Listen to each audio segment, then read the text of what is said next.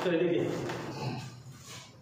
आज हम जिस पर बात करेंगे वो है लेटर वैदिक पीरियड।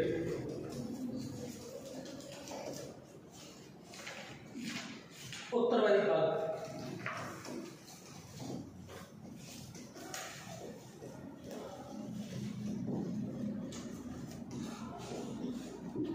ठीक, इससे पहले हमने लेटर वैदिक पीरियड से पहले हमने जिस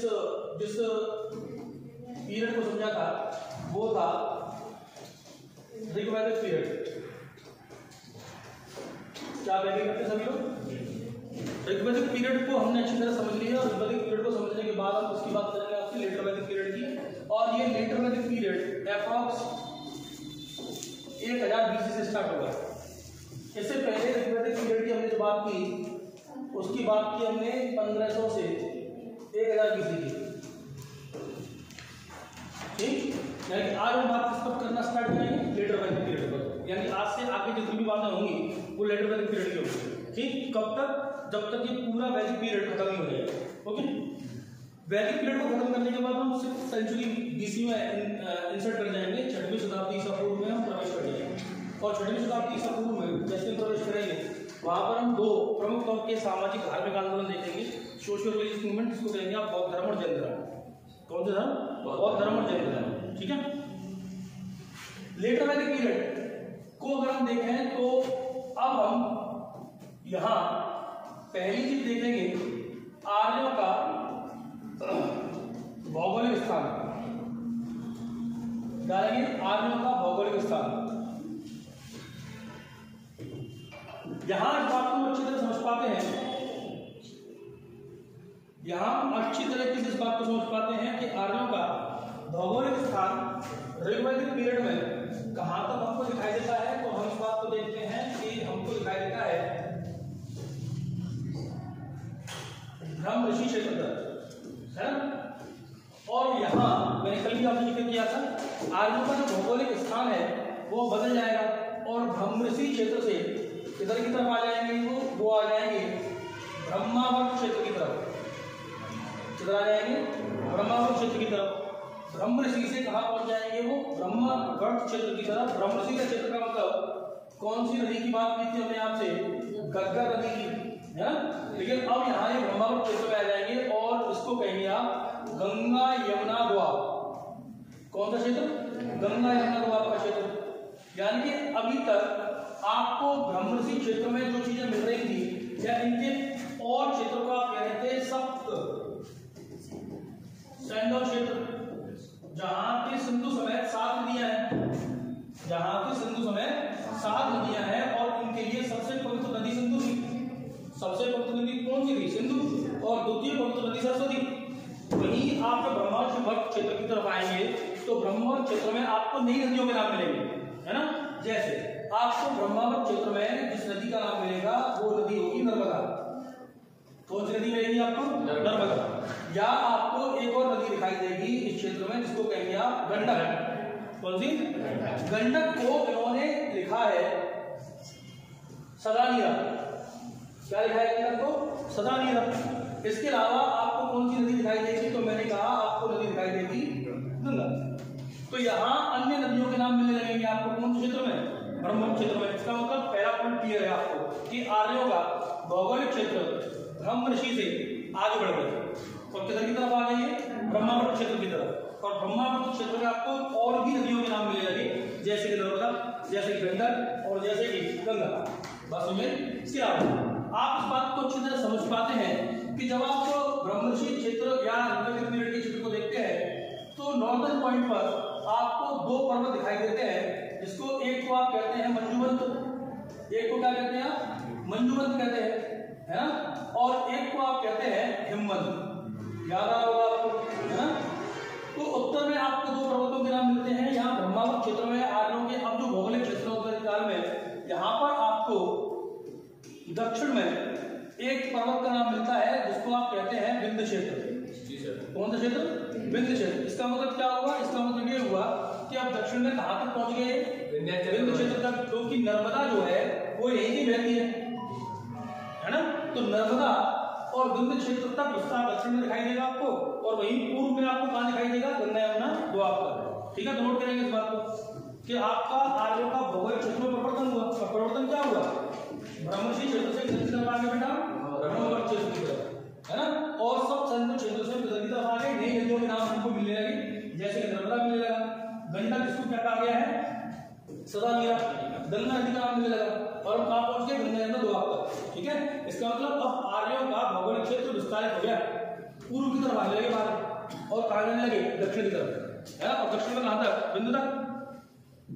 ये बात क्लियर सभी को? जी सर, वेरी गुड।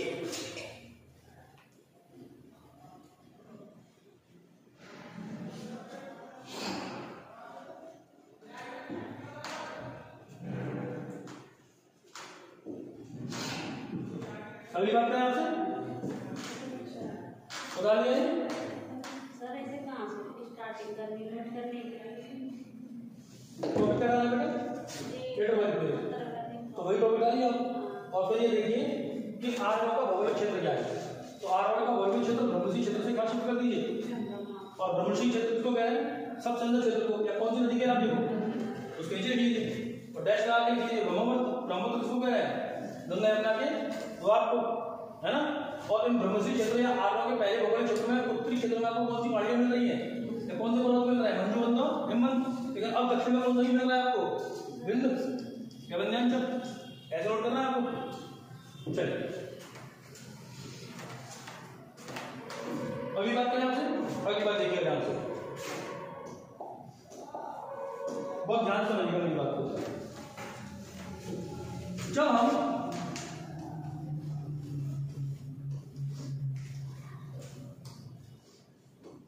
आर्यों की बात करते हैं, आर्यंस की बात करते हैं, तो हम इस बात को अच्छी तरह समझते हैं कि भौगोलिक क्षेत्र के साथ अगर इनकी राजनीतिक इकाई की बात की जाए तो राजनीतिक इकाई जन थी।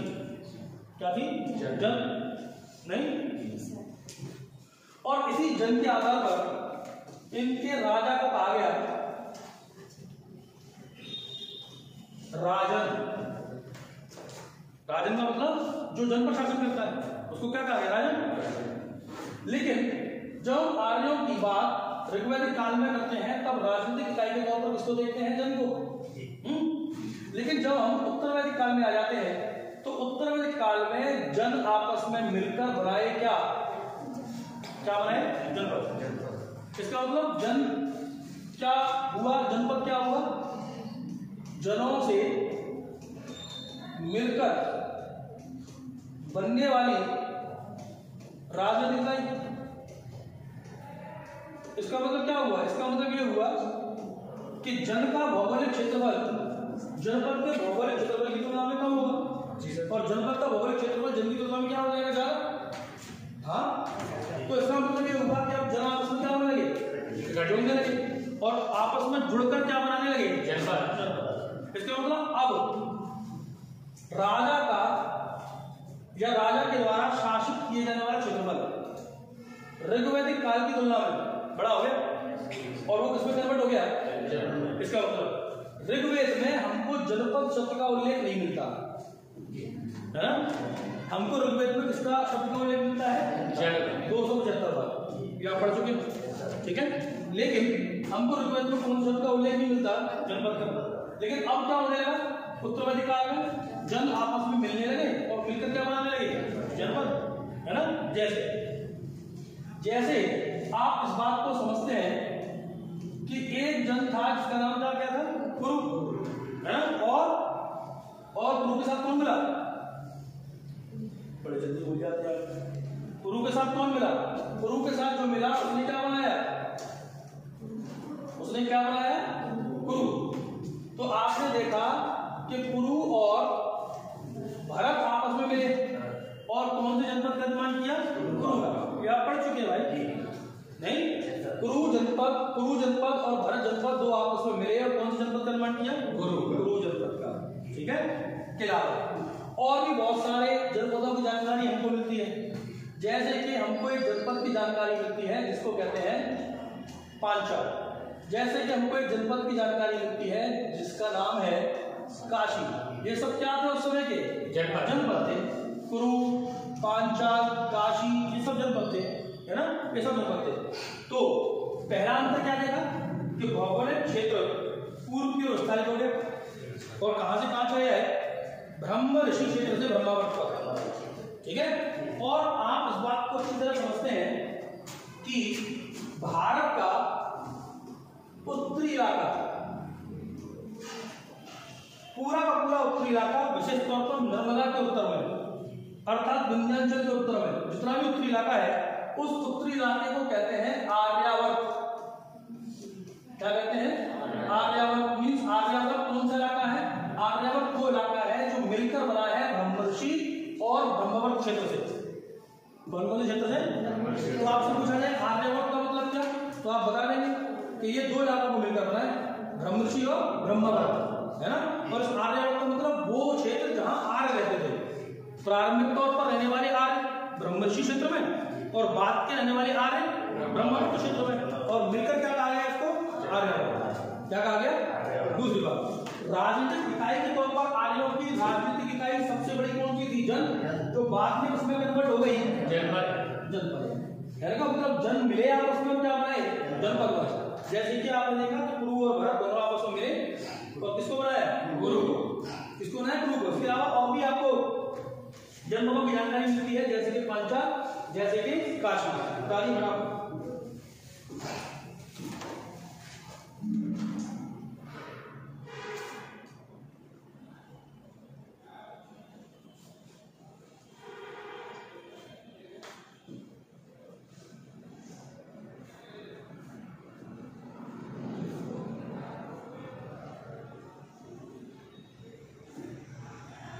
ठीक है ना। तो दो बातें क्लियर हो गई हमारी। एक तो इनका भौगोलिक पहचान कर ली हमने इनकी कि भौगोलिक तौर पर पहचान लाएंगे, है ना। और भौगोलिक पहचान में हमने कहा कह दिया कि भाई इनकी भौगोलिक पहचान अब पूर्व की ओर दिखने लगी हमको, और गंगा यमुना के मैदान में दिखने लगी, है ना। और दक्षिण में कहा दिखेगा बिंदु तक, दक्षिण में कहा दिखेगा बिंदु तक, है ना। और दूसरी बात हमने ये भी देखी कि इनकी राजनीतिक इकाई जो थी जन, वो बड़ी हो गई और जन किसमें कन्वर्ट हो गए? जनपद में। समझ इस बात में? तो समझ लीजिए बात, इसमें कोई दुराई नहीं है, इसमें कोई दुराई नहीं है कि जब जन जनपद में बने होंगे या जन आपस में मिले होंगे तो निश्चित तौर पर क्या हुआ होगा इनके बीच में? निश्चित तौर पर जो भी जन होंगे आर्यों के कबीले, उनके बीच में क्या हुआ होगा? वॉर। और वॉर होकर ही इस जन का एक्सपेंशन हुआ होगा, अर्थात उसका नहीं समझ आ रही बात। और तब क्या बने होंगे? जनपद। इस बात से इसका मतलब क्या आर्यों के बीच में युद्ध हुए? जी हाँ, आर्यों के बीच में युद्ध हुए। और आर्यों के बीच में युद्ध क्यों हुए? अपने राज्य का विस्तार करने के लिए या दूसरे कबीले की गायों को अपने अधिकार करने के लिए? सहमत इस बात से? तो कल समझाया था मैंने आपको कि गायों का आर्थिक महत्व, है ना। तो जिस कबीले के पास या जिस साम्राज्य के पास जितनी ज्यादा गाय, वो साम्राज्य में शक्तिशाली। सहमत है? तो दूसरे की जमीन को प्राप्त करने के लिए, गाय प्राप्त करने के लिए, गाय का मतलब गाय क्या है? तो मैं उस दिन भी कहा था, तो कह रहा हूँ, एक क्या था? असेट था, परिसंपत्ति थी, और उस परिसंपत्ति को प्राप्त करने के लिए क्या किए गए? युद्ध। तो सिर्फ आर्यों के बीच युद्ध हुए तो आप कहेंगे साहब आर्यों के युद्ध गैर आर्यों के साथ भी हुए, अनार्यों के साथ भी हुए। क्यों हुए? क्योंकि टेरिटरी फिक्स थी, और यहाँ पहले से कौन से लोग रह रहे थे? नॉन आर्यंस, हड़प्पा के लोग। तो उनसे भी भूमि को प्राप्त करने के लिए क्या किया उन्होंने? युद्ध किए होंगे। हाँ, तो इसका मतलब आपसे कहा जाए कि आर्यों के युद्ध सिर्फ आर्यों के साथ हुए? नहीं साहब, आर्यों के साथ तो हुए आर्यों के युद्ध गैर आर्यों के साथ हुए। क्या एक कॉन्सेप्ट क्लियर हुआ आपका? ठीक, अगली बात करते हैं, बेटा उस बात को। तो कौन से जनपद मिलते हैं हमको? पांचाल और काशी और कुरु, इन जनपदों के नाम मिलते हैं हमको। ठीक है बेटा, अगली बात करते हैं, ध्यान से देखेंगे बात को। देखिए अगली बात करूं मैं, तो आप इस बात को समझते हैं अच्छी तरीके से कि वैदिक मंत्रों का संग्रह, कलेक्शन ऑफ वैदिक चैंट्स कहलाती है, क्या कहलाती है? संहिता। ठीक, यानी कि जिस चीज में वैदिक मंत्रों का संकलन होता है उसको क्या कहते हैं। तो संहिता की बात करें तो आपके पास संहिता 4 है। कितनी है? 4। एक संहिता है आपके पास ऋग्वेद, एक संहिता है आपके पास सामवेद, एक संहिता है आपके पास यजुर्वेद और एक संहिता है आपके पास अथर्ववेद। ये बताने की आवश्यकता नहीं थी आपको वैसे तो, लेकिन फिर मैंने आपको लिखा है। यहां मैं क्या कह रहा हूं, यहां मैं ये कह रहा हूं आपसे कि बिल्कुल प्रारंभ में लिखा गया ग्रंथ कौन सा है? ऋग्वेद। इसके बाद इसके बाद में ये सारी वेद। ठीक, तो मैं आपसे कह सकता हूं कि उत्तर वैदिक काल की जानकारी हमको मिलेगी सामवेद में, हमको मिलेगी यजुर्वेद में, हमको कहां मिलेगी? के अलावा उत्तर वैदिक काल में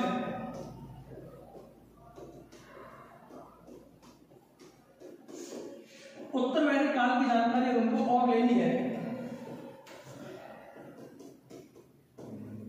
तो हम किन से लेंगे? ब्राह्मण वेद से। हम किन से लेंगे? अरण्यकों से।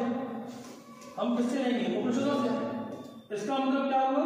इसका मतलब ये हुआ कि ऋग्वैदिक काल की जानकारी हमको ऋग्वेद से मिलेगी और बाकी उत्तर वैदिक काल की जानकारी ब्राह्मण ग्रंथ, अरण्यक, उपनिषद और इन 3 वेदों से मिलेगी। सहमत इस बात से? बाकी ऋग्वैदिक काल की जानकारी किससे मिलेगी हमको? ऋग्वेद से। इसीलिए हम कहते हैं ऋग्वैदिक काल। वैदिक काल के पहले देश को क्या कहते हैं? ऋग्वैदिक काल जो 1500 से 1000 बीसी के बीच में। इसका मतलब ब्राह्मण ग्रंथ कब लिखे गए होंगे? 1000 बीसी के बाद। बोलिए जी सर। या अरण्यक कब आए होंगे? 1000 बीसी के बाद। ये उपनिषद है। तो हम इस बात को समझ पाते हैं अच्छी तरीके से कि भाई उत्तर वैदिक काल की जानकारी हमको कहां से मिलनी है? हमको मिलनी है सामवेद से, यजुर्वेद से, अथर्ववेद से और ब्राह्मण ग्रंथ, अरण्यक और उपनिषदों से। क्या बात क्लियर हुई? ठीक, उतारा बराबर।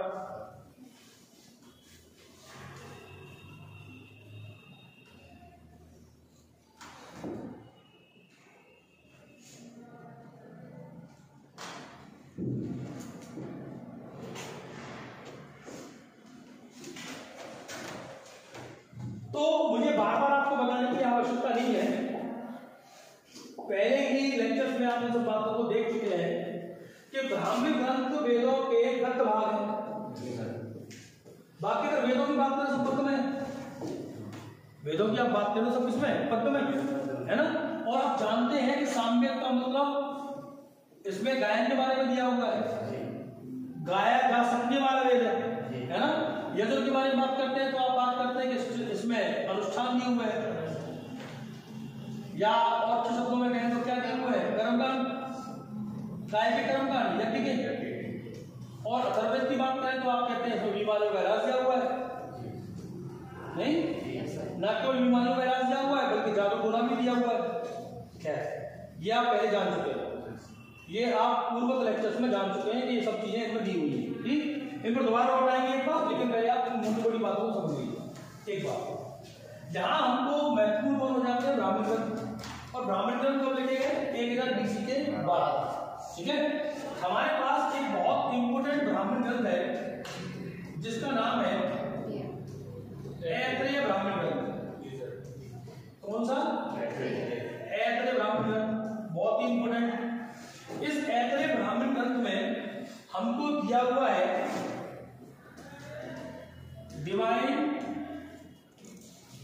थ्योरी ऑफ स्टेट, अर्थात राज्य की दैवीय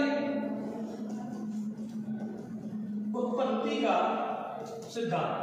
नोट डाउन करें। अब ये क्या होता है मैं उस पर बात करूंगा आपसे।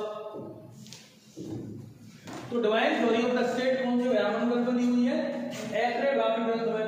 इसको इंग्लिश में कहते हैं divine theory of the state, राज्य के दैवीय उत्पत्ति का सिद्धांत। ठीक है,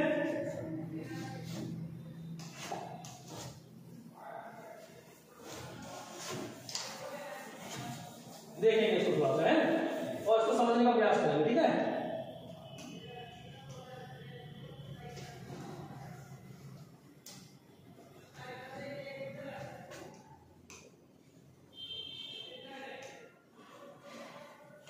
ये क्या कहता है?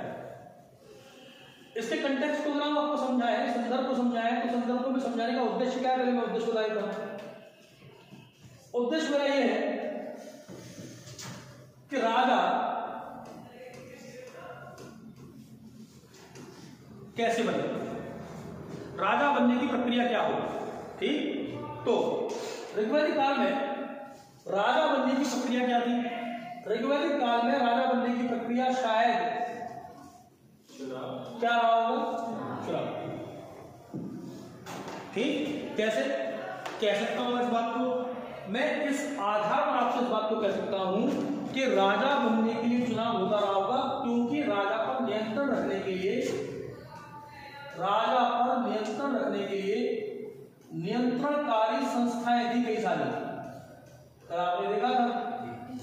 और उन नियंत्रणकारी संस्थाओं में आप बहुत सारी संस्थाओं के नाम जानते हैं, सभा, समिति, विदित, गण, ये सारी संस्थाएं राजा पर क्या रखती थी? नियंत्रण।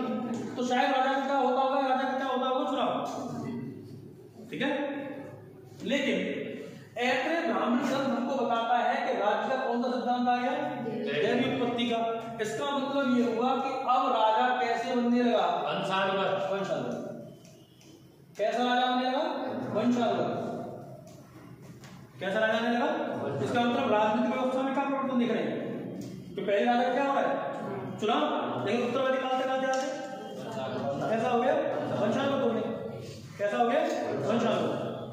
अब यहां समझने की बात क्या है उसको समझेंगे थोड़ा सा। वंशानुगत राजा और राज्य की दैविक उत्पत्ति का सिद्धांत, इसका मतलब क्या हुआ? इसका मतलब ये हुआ कि राजा को पहले चुनाव द्वारा हो रहा था, अर्थात राजा पर नियंत्रण किसका था? जनता का, आम जनता का। ठीक है, और अब राजा की उत्पत्ति किसने की? देवताओं ने। इसका मतलब अब राजा को किया जा रहा है क्या? क्या किया जा रहा है? और नियुक्त किसने किया? किसके द्वारा नियुक्त किया गया? ईश्वर के द्वारा। इसका मतलब राजा किसके प्रति रेस्पॉन्सिबल है? अभी सुनिएगा, राजा किसके प्रति रेस्पॉन्सिबल है? उत्तरदायी है ईश्वर।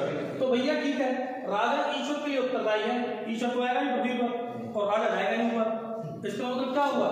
इसका मतलब ये हुआ ईश्वर के समान कि राजा कैसा शासन करने लगा? निरंकुश। लेकिन पहले आम जनता का क्या था इसके ऊपर? पहला अंतर क्या निकल कर आया कि अब राजा के दैवीय उत्पत्ति या राज्य के दैवीय उत्पत्ति का सिद्धांत हमको ये बताता है कि अब राजा का चुनाव नहीं हो रहा, बल्कि राजा की क्या हो रही है? नियुक्ति। और राजा को नियुक्त कौन कर रहा है? ईश्वर। इसलिए राजा किसके प्रति उत्तरदायी है? ईश्वर के प्रति। अर्थात कैसा राजा आया अस्तित्व में? बात समझ आ रही है? तो हमको पहली बात पता लगी कि अभी तक हमारे यहां कैसा शासन हो रहा था? लोकतांत्रिक शासन, जो कन्वर्ट हो गया कौन से शासन में? कौन से शासन में? निरंकुश शासन। कौन से शासन में? निरंकुश शासन में। और अब राजा आम जनता के प्रति उत्तरदायी न रहकर किसके प्रति उत्तरदायी हो गया? ईश्वर के प्रति। समझिए सिद्धांत को। तो राज्य की दैविक उत्पत्ति का सिद्धांत क्या मानता है कि राजा को नियुक्ति किसने की है? ईश्वर ने। ये मानता है कि ईश्वर ने शक्ति की तलवार राजा को सौंपी और राजा को नियुक्त किसने किया? ईश्वर ने। इसका मतलब राजा का उत्तरदायित्व सिर्फ ईश्वर के लिए। इसका मतलब राजा किससे बना हुआ है? राजा बना हुआ है सिर्फ ईश्वरीय कानून से। कौन से कानून से? ईश्वरीय कानून से। का मतलब डिवाइन लॉ से। राजा और किसी कानून से बना हुआ नहीं है। लेकिन यहाँ राजा का जब चुनाव हो रहा था ऋग्वैदिक काल में, तब राजा किससे बना हुआ था? जनता से। बात समझ आ रही है? इसका मतलब उस समय राजा की आवाज आम जनता की आवाज थी, लेकिन इस समय उत्तरवैदिक काल में राजा की आवाज ईश्वर की आवाज है। किसकी आवाज है? ईश्वर की आवाज है। और यहाँ बहुत स्पष्ट तौर पर आपने जाना कि राजनीतिक व्यवस्था में क्या परिवर्तन आया? राजा कैसा हो गया? वंशानुगत। ये हमको कहां से मिला साक्ष्य? ऐत्रेय ब्राह्मण में लिखा हुआ है राज्य की दैवीय उत्पत्ति का सिद्धांत। और कैसा राजा आया? निरंकुश। कैसा राजा आया? निरंकुश। बस में कोई डाउट नहीं इसमें? No sir. अभी बात पर आ जाए। चलिए, तो मतलब वैदिक काल में तो जनता द्वारा और उत्तर वैदिक काल में मतलब बलशाल द्वारा, ये था। क्वेश्चन पूछ रहे हो बता रहे हो? नहीं मैं पूछ रहा हूँ। ठीक, देखो प्रश्न पूछे आप, रिपीट करें अपने दिमाग में, ठीक है? मुझसे प्रश्न पूछे, अगर प्रश्न पूछना है आपको। अभी बात करते हैं, इस बात को और अच्छी तरह हमको समझ लेना चाहिए कि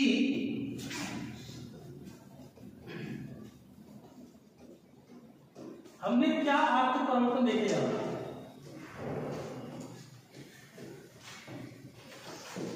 आर्थिक परिवर्तन को देखने के लिए हमको इस बात को समझना चाहिए कि ऋग्वैदिक काल में तो लोग पशुपालन किया करते थे और पशुपालन के साथ क्या किया करते थे? यही करते थे, है ना? लेकिन अब आर्थिक परिवर्तन में अगर हम देखें, आप जाएं आर्थिक परिवर्तन में, तो हमको क्या दिखाई देता है? हमको ये दिखाई देता है कि क्या तो होता ही रहा पशुपालन, और पशुपालन के साथ क्या भी होती रही। इसका मतलब बहुत ज्यादा आर्थिक परिवर्तन नहीं आया, बहुत ज्यादा आर्थिक परिवर्तन नहीं आया। क्योंकि यहाँ पर कंफ्यूजन होता है कि अगर राजनीतिक व्यवस्था में परिवर्तन आया वो है तो शायद इसमें भी परिवर्तन आया होगा, लेकिन नहीं आया। क्या भी होता रहा पशुपालन और क्या भी होता रहा कृषि। अब बहुत ध्यान समझिए, उत्तर वैदिक काल की हम चूंकि बात कर रहे हैं आपसे, बहुत ध्यान से समझिएगा इस बात को।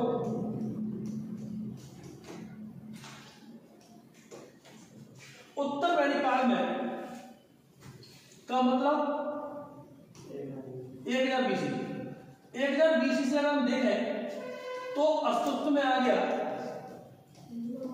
लोहा। क्या अस्तित्व में आ गया? लोहा। अब मेरी बात को ध्यान समझिएगा, आएगा क्योंकि यहां कंफ्यूजन का पॉइंट बनते हैं। लोहा जो अस्तित्व में आया, उस लोहे का अस्तित्व सिर्फ था क्या बनाने में? क्या बनाने में? वेपन। इसका मतलब इन्होंने अभी भी 1000 BC में लोहे की जानकारी कर ली। 1000 BC में क्या कर ली? लोहे की जानकारी कर ली, लेकिन लोहे का प्रयोग हल में नहीं किया। लोहे का प्रयोग हल में नहीं किया। हल में लोहे का प्रयोग किया जाएगा लगभग 6वीं शताब्दी ईसा पूर्व में, का मतलब 500 के आसपास, 500 BC के आसपास। अभी ये बात समझ में लोहे की जानकारी हो गई किनको? उत्तर वैदिक लोगों को, लेकिन लोहे का प्रयोग उन्होंने अर्थव्यवस्था में नहीं किया। अगर वो लोहे का प्रयोग अर्थव्यवस्था में कर देते तो क्या अर्थ परिवर्तन आता? परिवर्तन ये आता कि कृषि में लोहे के हलों का प्रयोग होता और कृषि उत्पादन बढ़ जाता। बात समझ में आ रही है? लेकिन मैं बार बार कह रहा हूं, उत्तर वैदिक काल में आर्थिक परिवर्तन बहुत ज्यादा नहीं हुआ। क्या होता रहा? क्या होती रही? लेकिन कृषि में अभी भी किसके हल का ही यूज किया जाता रहा, किसके हल का प्रयोग करते रहे? लकड़ी के हल। ध्यान रखेंगे इस बात को।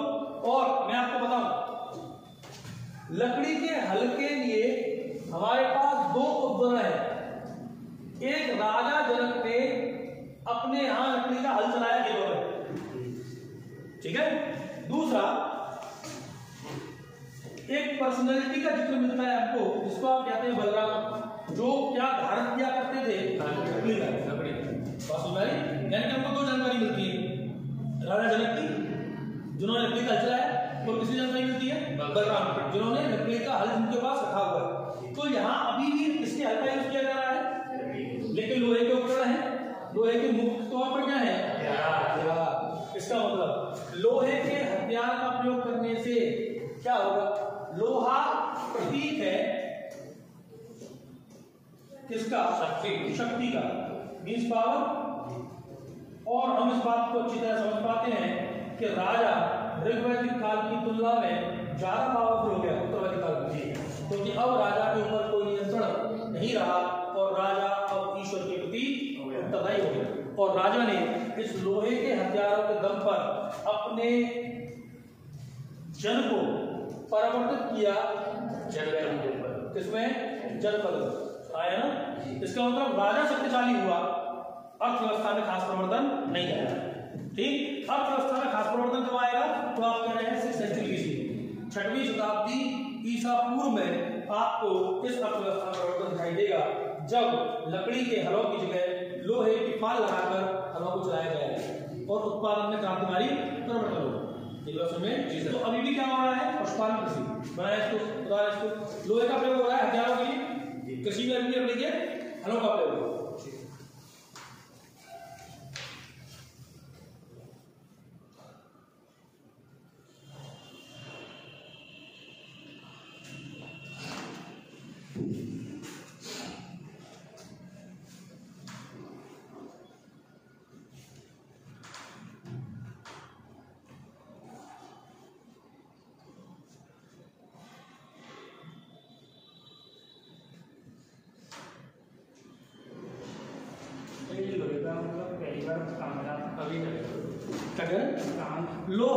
लोहा की वस्तुएं हमको कहाँ मिली, लोहे की वस्तुएं इनके पूरे क्षेत्र में मिली, अर्थात इनका पूरा प्रमुख क्षेत्र कौन सा था बेटा, गंगा यमुना का दोआब।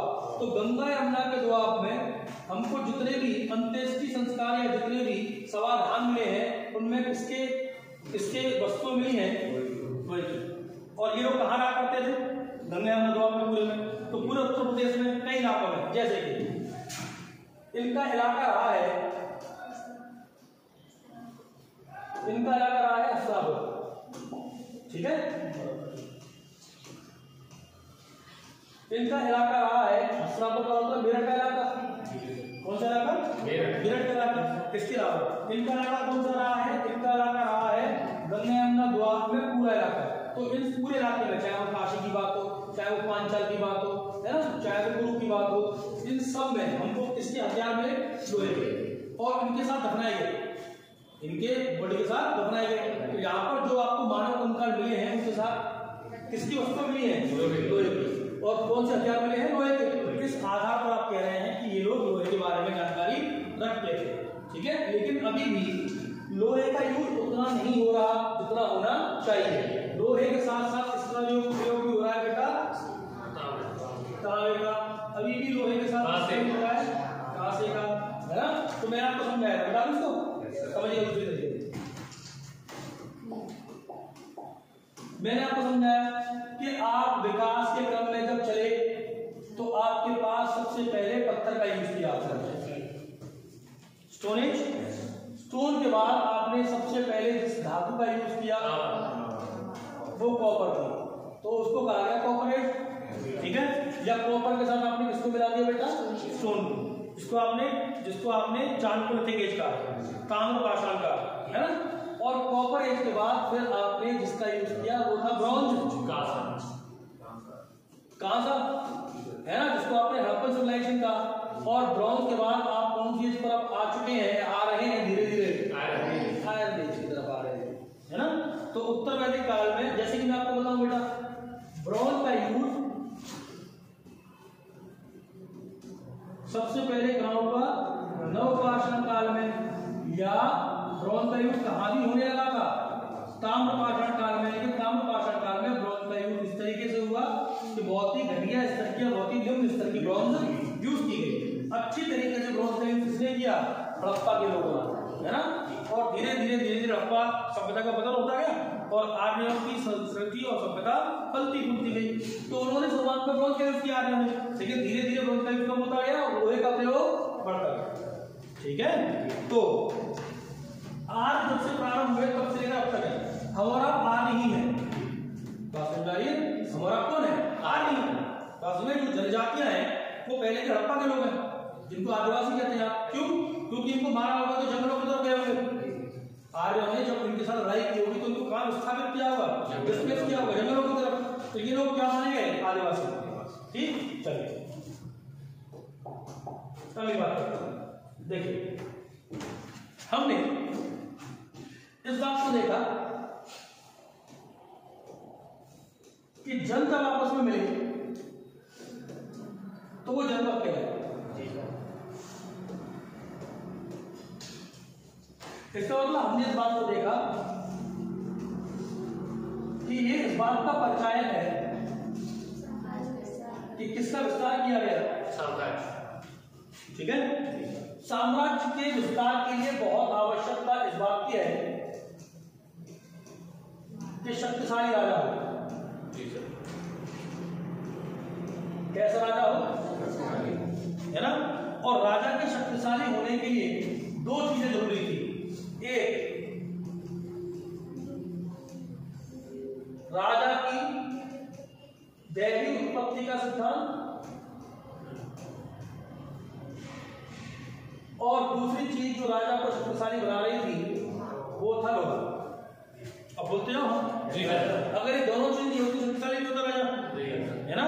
अगर आम जनता का राजा पर नियंत्रण होता तो राजा कभी भी किसी निर्णय को त्वरित लागू नहीं कर सकता था। जी सर। हाँ, राजा के निर्णय को तुरंत लागू करने के लिए राजा का शक्तिशाली होना बहुत जरूरी है। तो यहाँ निर्णय करता कौन था? अकेला राजा।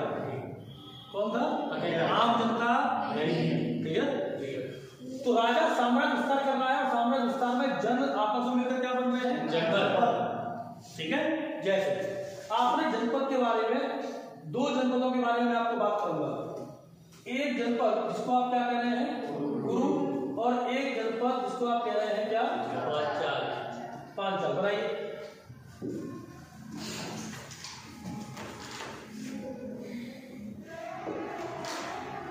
तो पांचाल जनपद जो है वो बना है कृमि और तुर्वश जन को मिलाकर, और कुरु जनपद जो है वो बना है कुरु और भरत को मिलाकर। ये तो है।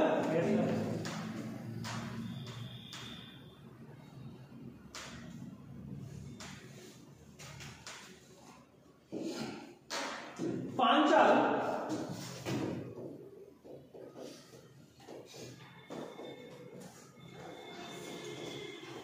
दार्शनिकों के लिए प्रसिद्ध था।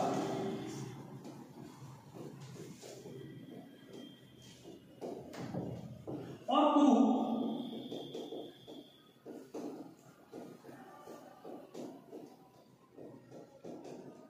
योद्धाओं के लिए प्रसिद्ध था।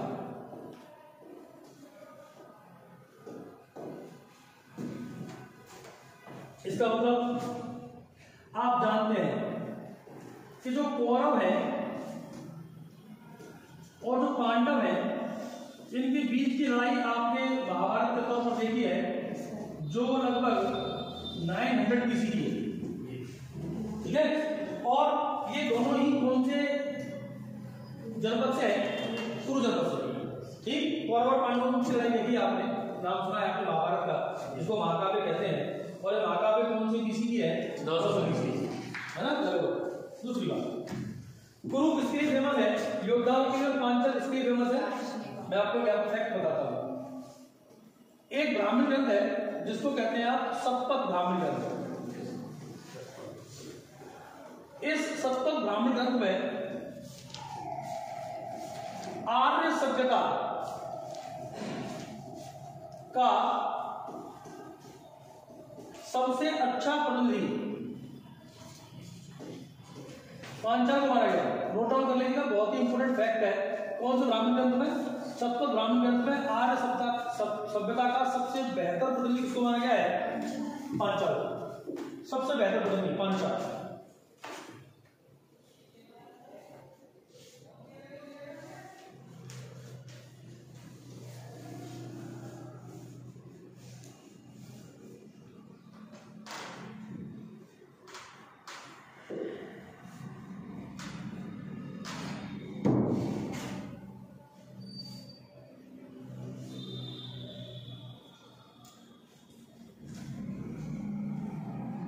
तो क्या पता लगा हमको दो बातें पता लगी। एक तो आर्यों का भौगोलिक क्षेत्र पता लगा, और एक आर्यों की राजनीतिक व्यवस्था में परिवर्तन क्या है वो बता दिया, है ना। और इस राजनीतिक व्यवस्था में परिवर्तन का कारण क्या माना आपने? इस राजनीतिक व्यवस्था में परिवर्तन का कारण दो माना। एक तो राज्य की दैवीय उत्पत्ति का सिद्धांत, और दूसरा लोहे का प्रयोग। इसका प्रयोग लोहे का, क्योंकि लोहे ने क्या किया? लोहे ने युद्ध प्रणाली को परिवर्तित कर दिया। युद्ध प्रणाली क्या कर दिया? और लीथा कर दिया, और घातक कर दिया। क्योंकि लोहा जब युद्ध प्रणाली में प्रयोग किया जाएगा तो घातक हो जाएगा मामला। ठीक है। हटा दो इन बातों को, अगली बात समझिए। अगली बात समझिए, बहुत इंपॉर्टेंट बात समझिए, देखिए जानिए। अगर हम बर्तन या जिनको मतलब भांड कहते हैं उनको देखें थोड़ा सा, तो देख पाते हैं कि हमारे पास हड़प्पन सिविलाइजेशन में ब्लैक एंड रेड वेयर थे। जी सर। है ना? फिर जब हम ऋग्वैदिक पीरियड की तरफ आए तो हमारे पास वर्तमान ऑकरे कलर्ड पेंटेड वेयर हो गए, दैट इज OCPW, पहले पढ़ चुके हैं आप। तीसरा, हम ऋग्वैदिक पीरियड से कहां पर आए? लेटर वैदिक पीरियड तक। तो लेटर वैदिक पीरियड में क्या हुआ? लेटर वैदिक पीरियड में एक बहुत महत्वपूर्ण परिवर्तन यह आया महोदय कि लेटर वैदिक पीरियड में आपके जो बर्तन थे वो क्या हो गए? PGW। क्या हो गए? PGW। तो बहुत ध्यान समझिएगा, ये क्वेश्चन पूछा गया, सर पूछा जा सकता है। PGW का मतलब है पेंटेड ग्रेवेयर। कैसे? पेंटेड ग्रेवेयर, ठीक है। और यहां कैसे थे? ऑकरे कलर्ड पेंटेड वेयर, और यहां कैसे थे? ब्लैक रेड वेयर, ठीक है। तो इनके बर्तन अलग अलग हो गए, है ना, और इनके बर्तनों से इनकी सभ्यता को पहचान सकते हैं कि आपसे पूछा जाए ochre colour painted ware, Rigvedic period, आपसे पूछा जाए painted grey ware, later Vedic period, आपसे पूछा जाए ब्लैक एंड रेड वेयर, तो आप बता सकते हैं, है ना। और एक बात और बताऊंगा आपको, जो भी सभ्यताएं रही हैं, चाहे वो ऋग्वैदिक पीरियड हो, चाहे वो लेटर वैदिक पीरियड हो, उसको पहचाना गया है वहां प्रयोग किए गए बर्तनों से, प्लस बर्तनों के अलावा उनको पहचाना भी गया है कैसे? वहां प्रयोग किए गए उपकरणों से। जैसे मैं आपको एग्जाम्पल देता हूं, जब मैं लोहे की बात करता हूं आयरन की, तो आयरन का सबसे पहला यूज कहां हुआ? 1000 BC में हुआ। कब हुआ? 1000 BC में। कहां हुआ? तो ध्यान रखिएगा, सबसे पहला प्रयोग हुआ कर्नाटक के धारवाड़ में। कहां पर हुआ? कर्नाटक के। इसी के साथ आयरन का यूज उत्तर में भी होने लगा। कहां भी होने लगा? तो सबसे पहला लोहे का प्रयोग 1000 BC में कहां पाया जाता है? कर्नाटक के धारवाड़ में। और इसी के साथ लोहे का प्रयोग कहां होने लगा? उत्तर की तरफ, राजस्थान में, MP में, वेस्ट यूपी में, पश्चिम यूपी में, वहां भी लोहे का क्या होने लगा? प्रयोग होने लगा। बात समझिए। तो आप देखेंगे कि लोहे का प्रयोग वही हो सकता है पहले जहां पर लोहे की एसपी खाने हैं। तो कर्नाटक में आज भी आयरन ओर मिलता है, कर्नाटक में आज भी आयरन ओर मिलता है। के अलावा आपके उत्तर प्रदेश के सोनभद्र मिर्जापुर इलाके में आज भी वहां मिलता है। कौन से इलाके में? सोनभद्र मिर्जापुर के इलाके में क्या मिलता है? आपको आयरन ओर मिलता है। यही बात समझ में आ रही है? MP के इलाके में मिलता है। तो लिख लीजिए इस पॉइंट को कि लोहे का सर्वप्रथम प्रयोग कहां हुआ? कर्नाटक के धारवाड़ में। कौन सी BC में? 1000 BC में। इसके साथ ही पश्चिमी यूपी, पूर्वी पंजाब, पश्चिमी यूपी, पूर्वी पंजाब, मध्य प्रदेश, राजस्थान में भी लोहे का प्रयोग किया गया।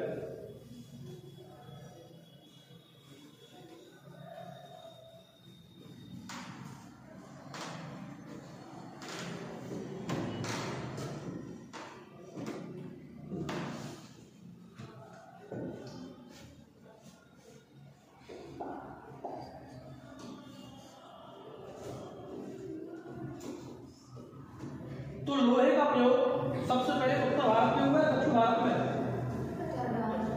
सबसे पहले प्रयोग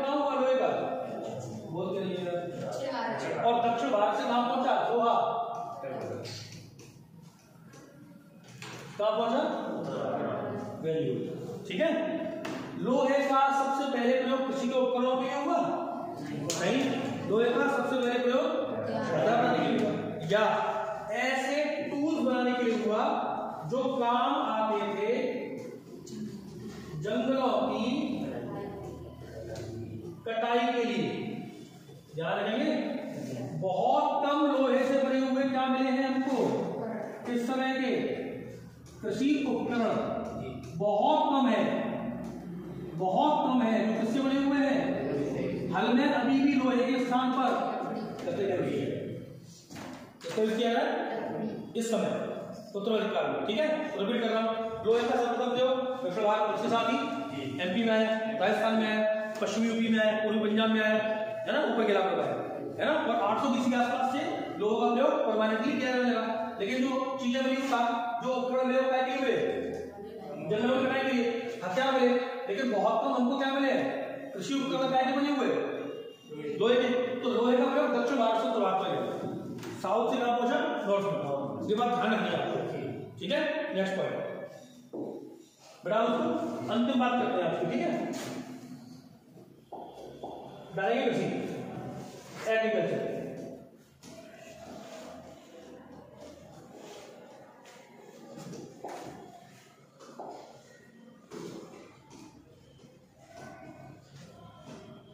कृषि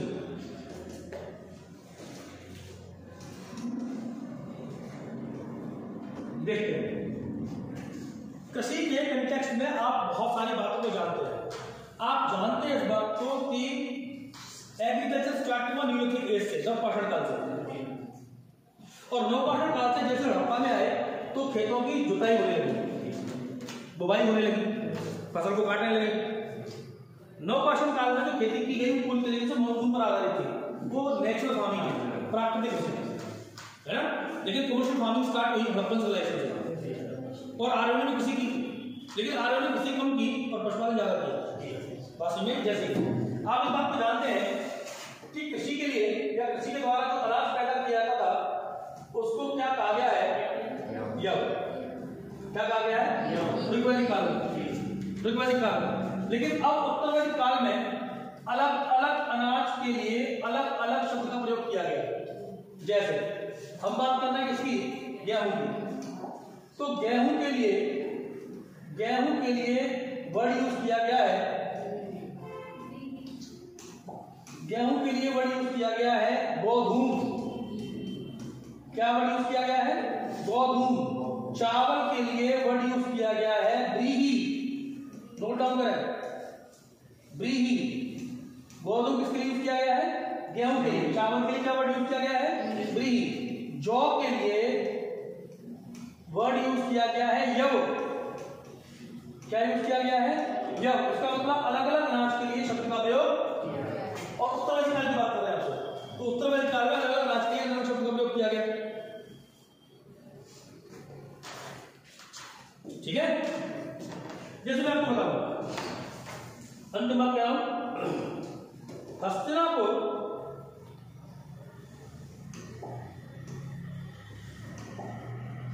हस्तिनापुर और अतरंगी खेड़ा, ये दो जगह ऐसी हैं यूपी में, बिल्कुल याद करना है आपको। चावल, हस्तिनापुर और अतरंगी खेड़ा वो दो जगह हैं जहां उत्तरवैदिक काल में क्या मिला आपको, चावल। तो नोट डाउन करेंगे, चावल को क्या कहा गया है, ब्रीही। कहीं कहीं चावल के लिए ब्रीथी शब्द का भी यूज किया गया है। कौन शब्द था, ब्रीथी। तो ब्रीही या ब्रीथी आप ध्यान रखेंगे सबको।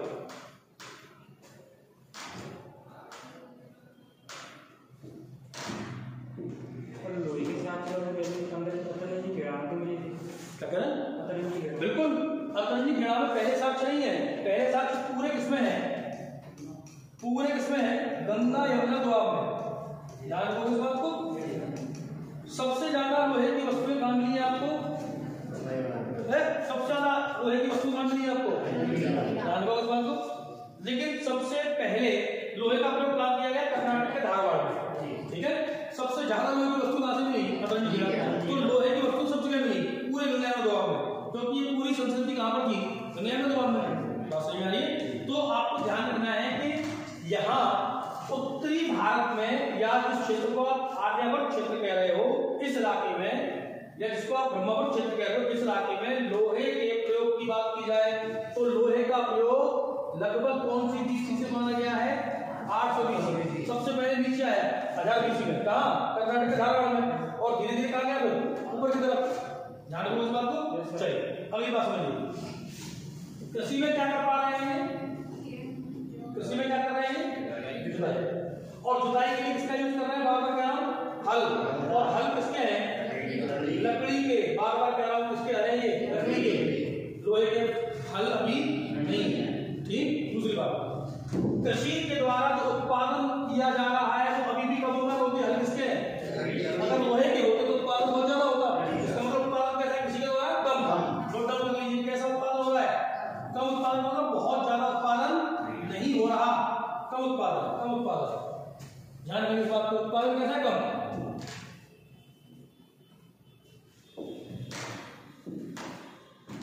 तो क्या इन्होंने तांबे के प्रयोग को छोड़ दिया? नहीं। बोलो भाई, तांबा छोड़ दिया? तो तांबा कहां से मिल रहा था? बिल्कुल राजस्थान का। कहां? ये लिख चुके हो आप पहले। बिल्कुल तांबूवती, ये राजस्थान का खेतरी। इस इलाके से क्या मिल रहा है इनको? तांबा मिल रहा है। ठीक है। और तांबे का क्या कर रहे हैं? यूज कर रहे हैं, हर चीज के लिए यूज कर रहे हैं। बर्तन बना रहे हैं और भी बहुत सारी चीजें बना रहे हैं तांबे के। ठीक है। तांबे के मुकुट बना रहे हैं, है ना? तांबे के बर्तन बना रहे हैं, तांबे के औजार बना रहे हैं, तांबे के हथियार बना रहे हैं, है ना? तो सब चीजें कर रहे हैं। ठीक। तो इन्होंने कृषि किया, लेकिन कृषि में उत्पादन कैसा किया? कम। लेकिन साथ में क्या भी करते रहे? ध्यान रखिएगा, क्या भी करते रहे? पशुपालन। तो पशुपालन क्यों किया गया? तो मैंने आपको बताया था पशुपालन किया इन्होंने दूध के लिए, पशुपालन किया इन्होंने परिवहन के लिए, और पशुपालन किया इन्होंने दूध के लिए, परिवहन के लिए, कृषि के लिए किया। परिवहन का मतलब एक जगह से दूसरी जगह जाने के लिए, कृषि का मतलब कृषि में लगाने के लिए बैलों को, और दूध का मतलब दुधारू पशुओं को भी पाला जिससे कि उनसे दूध प्राप्त किया जा सके। ठीक है। तो तीनों चीजों के लिए किया इन्होंने इसका काम, क्या पशुओं का प्रयोग। ये बात विशेष तौर पर ध्यान रखनी है आपको। ठीक है। तो यहाँ तक कुछ बातों को देखा। ठीक। कल के लेक्चर में हम बात करेंगे उत्तर वैदिक काल में लोगों की लाइफ कैसी थी, वो भौतिकतावादी थे या नहीं थे, है ना? वो अपनी मनोरंजन की आवश्यकताओं को कैसे पूरा करते थे, है ना? उनके लिए देवताओं के प्रकार क्या हो गए थे, धार्मिक जीवन कैसे व्यतीत करते थे, उनकी अपनी सामाजिक व्यवस्था क्या थी। जैसे कि हम देखेंगे सामाजिक व्यवस्था में चातुर्वर्ण व्यवस्था। कितने वर्ण थे? 4। हालांकि ऋग्वैदिक काल में थे। कौन से काल में? ऋग्वैदिक काल के 10वें मंडल के पुरुष सूक्त में 4 वर्णों के बारे में बताया गया है, या पढ़ते अक्सर करके। ठीक है। लेकिन उन 4 वर्णों के बारे में जो बताया गया है ऋग्वेद में, उन वर्णों के संदर्भ में ऐसा नहीं कहा गया है कि कोई वर्ण नीचे है या कोई वर्ण ऊपर है। ये मान दी गई। लेकिन उत्तर वैदिक काल में वर्ण में क्या आ गया? सामाजिक अनुक्रम आ गया।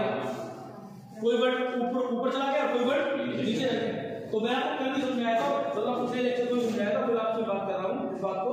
आप जानते हैं इस बात को कि अब जो वर्ण व्यवस्था आएगी उसमें क्या बनेंगे? सामाजिक अनुक्रम बनेंगे। विभेद होगा। सबसे ऊपर कौन बन जाएगा? ब्राह्मण। उसके बाद कौन आ जाएगा? क्षत्रिय। कौन आ जाएगा? वैश्य। उसके बाद है ना? ये तो आ जाएगा। इसका मतलब क्या हुआ? पहले जन्म के आधार पर नहीं था, लेकिन अब इसके आधार पर क्या होगा? हाँ, ये आ जाएगा। इसका मतलब क्या हुआ? इसका मतलब ये हुआ कि अब जो आएगी वर्ण व्यवस्था वो कैसी होगी? कठोर वर्ण व्यवस्था होगी। उसको भी चर्चा करेंगे आपसे। ठीक है। तो कल इस पर आगे चर्चा